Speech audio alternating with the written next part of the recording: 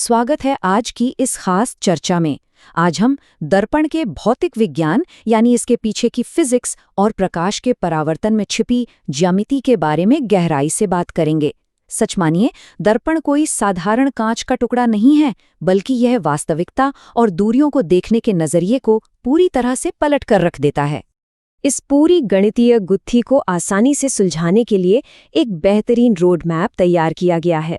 पहले हम असल जिंदगी में दर्पण के उपयोग देखेंगे, फिर दर्पण सूत्र को समझेंगे, उस समीकरण को स्टेप बाय स्टेप डिराइव करेंगे, चिन्ह परिपाटी यानी साइन कन्वेंशन के नियम जानेंगे और आखिर में कुछ अभ्यास प्रश्नों को भी हल करेंगे। तो चलिए भाग 1 से शुरुआत करते हैं। असल जिंदगी में दर्पण। कुछ वास्तविक उदाहरणों पर नजर डालते हैं ताकि इन थ्योरीज को रोजमर्रा की जिंदगी से जोड़ा जा सके। जरा एक बहुत ही आम सी स्थिति के बारे में सोचिए। हाईवे पर गाड़ी चलाते वक्त रियर व्यू मिरर में जब कोई कार तेजी से पीछे से ओवरटेक करती हुई दिखती है, तो उसकी असली दूरी का सटीक अंदाजा आखिर कैसे लगाया जाता है? क्या शीशे में जो दिख रहा है वो 100% सच है? यहीं से ये उत्सुकता पैदा होती है कि आखिर ये दर्पण दूरियों के साथ किस तरह का ऑप्टिकल खेल खेलते हैं। और सच तो ये है कि ये सिर्फ कोई किताबी गणित नहीं है, ये बिल्कुल बुनियादी विज्ञान है जो हर तरफ मौजूद है। डेंटिस्ट दांतों को बड़ा करके देखने के लिए अवतल दर्पणों का इस्तेमाल करते हैं। गाड़ियों के रियर व्यू मिरर में उत्तल दर्पण लगे होते हैं ताकि पीछे के ट्रैफिक का एक बहुत बड़ा हिस्सा छोटे से शीशे में ही दिख जाए। और तो और ब्रह्मांड में दूर दूर मौजूद तारों को देखने वाले बड़े बड़े टेलीस्कोप्स और कैमरे, उनका पूरा डिजाइन भी इन्हीं फॉर्मूलों पर टिका है ना कमाल की बात। अब आते हैं भाग 2 पर, दर्पण सूत्र की परिभाषा। चलिए उस मुख्य गणितीय फॉर्मूले को देखते हैं जो इन दूरियों का एकदम सटीक हिसाब किताब रखता है। तो ये रहा वो मास्टर फॉर्मूला। दर्पण सूत्र एक ऐसा समीकरण है जो मुख्य रूप से 3 चीजों को आपस में जोड़ता है: वस्तु की दूरी, प्रतिबिंब यानी इमेज की दूरी और दर्पण की फोकल लंबाई। गणित की भाषा में कहें तो 1/f बराबर 1/v plus 1/u। 1/f is equal to 1/v plus 1/u। देखने में ये जितना सीधा साधा लगता है, असल में ये उतना ही पावरफुल है। अब इससे पहले कि ज्यामिति के गहरे पानी में उतरा जाए, इन अक्षरों का मतलब समझ लेना बहुत जरूरी है। U का मतलब है दर्पण के ध्रुव यानी पोल से उस वस्तु की दूरी। V का मतलब है पोल से बनने वाली इमेज या प्रतिबिंब की दूरी। और F क्या है? वो है दर्पण की फोकल लंबाई। बस इन 3 चरों को समझ लिया तो आधी समस्या वहीं हल हो गई। आगे बढ़ते हैं भाग 3 की तरफ, समीकरण का निर्धारण। ये इस पूरी चर्चा का सबसे रोमांचक हिस्सा है, जहां हम उत्तल दर्पण के किरण आरेख यानी रे डायग्राम का उपयोग करके इस सूत्र को साबित करेंगे। इस रे डायग्राम को 3 आसान स्टेप्स में समझा जा सकता है। सबसे पहले मुख्य अक्ष के पैरेलल एक किरण खींची जाती है जो रिफ्लेक्शन के बाद फोकस से दूर जाती हुई लगती है। फिर दूसरी किरण वक्रता केंद्र की तरफ जाती है और सीधे अपने ही रास्ते पर वापस लौट आती है। और आखिरी स्टेप में तीसरी किरण सीधी पोल से टकराती है और समान कोण बनाते हुए रिफ्लेक्ट हो जाती है। इन्हीं 3 खास किरणों की मदद से हमें उस आभासी इमेज की बिल्कुल सटीक लोकेशन मिल जाती है। अब यहाँ पर ज्यामिति का असली जादू काम करता है। ध्यान दें तो वस्तु और उसकी इमेज मिलकर समरूप त्रिभुजों यानी सिमिलर ट्रायंगल्स के 2 अलग-अलग सेट बनाते हैं।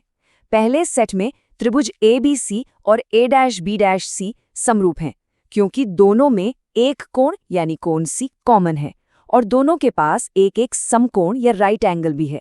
इसी तरह दूसरे सेट को देखें तो त्रिभुज ABP और A'-B' भी समरूप हैं। यहाँ कोण P रिफ्लेक्शन के नियमों को मानता है और इनमें भी समकोण मौजूद हैं। ये सिमिलर ट्रायंगल्स ही हमारे फॉर्मूला का बेस तैयार करते हैं। तो जब त्रिभुज समरूप होते हैं तो उनकी करेस्पॉन्डिंग साइड्स का अनुपात भी एक बराबर होता है। मतलब पहले जोड़े से जो AB और A'-B' का अनुपात मिलता है वो BC और B'-C के बराबर होता है, और दूसरे जोड़े से भी यही AB और A'-B' का अनुपात BP और B'-P के बराबर निकलता है। अब जब इन दोनों को आमने सामने रखा जाए तो हमें मिलता है BC/B'-C इक्वल्स BP/B'-P। और यकीन मानिए, यही वो समानता है जो इस पूरे मैथमेटिकल प्रूफ की सबसे मजबूत नींव है। अब सबसे जरूरी कदम है इन ज्यामितीय रेखाखंडों को ऐसी दूरियों में बदलना जिन्हें असल में नापा जा सके। और नियम के मुताबिक हर दूरी दर्पण के ध्रुव यानी P से नापी जानी चाहिए। इसीलिए रेखाखंड BC को हम BP प्लस PC के रूप में लिखते हैं और B' को PC माइनस B' के रूप में तोड़ देते हैं। फॉर्मूले की मंजिल तक पहुंचने के लिए ये अलजेब्रा वाला स्टेप एकदम गेम चेंजर साबित होता है। चलिए भाग 4 पर आते हैं, चिन्ह परिपाटी के नियम। अब जब हमारे पास ज्यामितीय समीकरण है तो उसमें असली वैल्यूज डालने के लिए एक रूल बुक की जरूरत पड़ेगी। इस रूल बुक को गणित के उस जाने पहचाने XY एक्सिस वाले ग्राफ की तरह समझा जा सकता है। बड़ा ही सीधा सा लॉजिक है। पोल से अगर लाइट यानी आपतित किरण की दिशा में कोई दूरी नापी जा रही है तो वो धनात्मक या पॉजिटिव होगी, और अगर उसके उल्टी दिशा में जा रहे हैं तो वो ऋणात्मक या नेगेटिव होगी। बिल्कुल इसी तरह मुख्य अक्ष के ऊपर की तरफ की ऊंचाइयां पॉजिटिव और नीचे की तरफ वाली नेगेटिव मानी जाती हैं। अगर ये रूल बुक समझ नहीं आई तो फॉर्मूले का सही इस्तेमाल लगभग नामुमकिन है। अब बस उन ज्यामितीय खंडों में इसी रूल बुक के हिसाब से वैल्यूज पुट करनी है। BP बन जाता है -U, PC हो जाता है +2F और B' की जगह आ जाता है +V। जब इन सारी वैल्यूज को पुराने समीकरण में रखा जाता है और क्रॉस मल्टीप्लाई करके सॉल्व किया जाता है तो आखिर में दोनों तरफ 2UVF से भाग देने पर बूम, हमें अपना फाइनल रिजल्ट मिल जाता है। 1/f is equal to 1/v plus 1/u।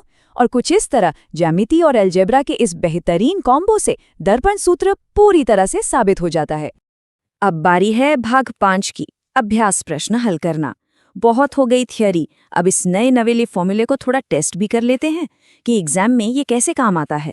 फॉर्मूले की ताकत परखने के लिए ये एक बहुत ही बढ़िया प्रैक्टिकल सवाल है। मान लीजिए एक अवतल दर्पण है जिसकी फोकल लंबाई 10 सेंटीमीटर है और एक छोटी सी वस्तु दर्पण से 30 सेंटीमीटर की दूरी पर रखी हुई है। तो सवाल ये है कि इसका प्रतिबिंब या इमेज ठीक कहाँ पर बनेगी। चलिए थ्योरी से निकलकर इसे सॉल्व करते हैं। इसे स्टेप बाय स्टेप सॉल्व करते हैं। सबसे पहले अपने साइन कन्वेंशन वाले नियम याद करें। वस्तु की दूरी U हो जाएगी -30 सेंटीमीटर, और क्योंकि ये एक अवतल दर्पण है इसलिए F होगा -10 सेंटीमीटर। अब V निकालना है तो फॉर्मूले को थोड़ा एडजस्ट करते हैं। 1/v is equal to 1/f minus 1/u। जब इसमें वैल्यूज डालते हैं तो 1/v आता है -1/15, यानी V की वैल्यू हुई -15 सेंटीमीटर। अब यहाँ ध्यान देने वाली बात यह है कि ये माइनस साइन चीख चीख कर बता रहा है कि इमेज दर्पण के ठीक सामने 15 सेंटीमीटर की दूरी पर बनेगी। देखा, उन प्लस माइनस की चिन्हों को सही लगाना कितना क्रूशियल है। इस भारी भरकम गणितीय कसरत को खत्म करने से पहले थोड़ा सा इतिहास भी जान लेना चाहिए। ये जानना काफी दिलचस्प है कि इस महत्वपूर्ण दर्पण सूत्र को सबसे पहले किसने डिराइव किया था। वो थे जर्मन केमिस्ट जस्टिस वॉन लीबिग। उनके इस काम ने पूरी दुनिया में ऑप्टिक्स यानी प्रकाशिकी के क्षेत्र में मानो एक क्रांति सी ला दी थी। तो अब तक ये बात अच्छे से साफ हो चुकी है कि दर्पण किस तरह ज्यामिति का इस्तेमाल करके दूरियों के साथ खेलते हैं और प्रकाश को मोड़ते हैं। लेकिन ये तो बस शुरुआत है। जरा सोचिए, अगर दर्पण ऐसा कर सकते हैं तो इसी ज्यामिति का इस्तेमाल करके लेंस प्रकाश को कैसे मोड़ते होंगे और वो इंसान की देखने की क्षमता को कैसे आकार देते होंगे। इसी दिलचस्प सवाल के साथ आज की ये चर्चा यहीं खत्म होती है। उम्मीद है इस सफर ने फिजिक्स के और भी राज जानने की उत्सुकता जगाई होगी। सीखते रहिए।